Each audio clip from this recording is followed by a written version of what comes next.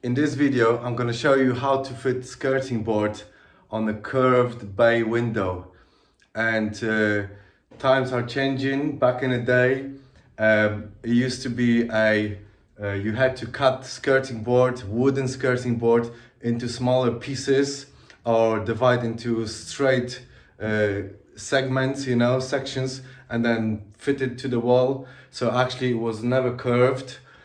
Or there was another method now my friend showed me back in the day, soaking the wood and bending it overnight under the weight, so the curve, kind of like the curved shape, sort of, just making that curve overnight.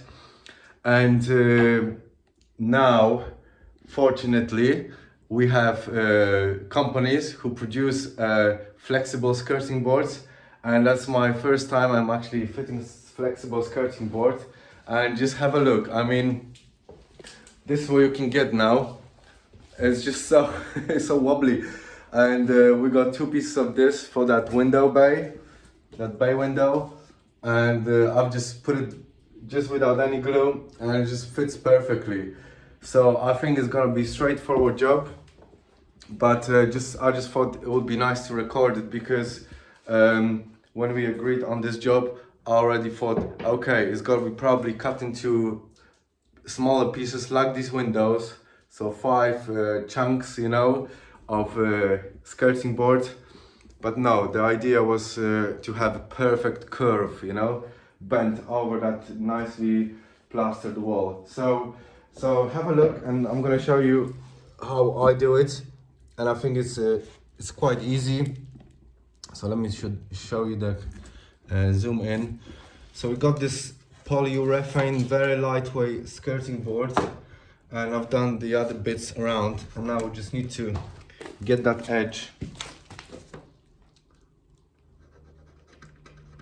cut and just do a nice joint here and fit that skirting board.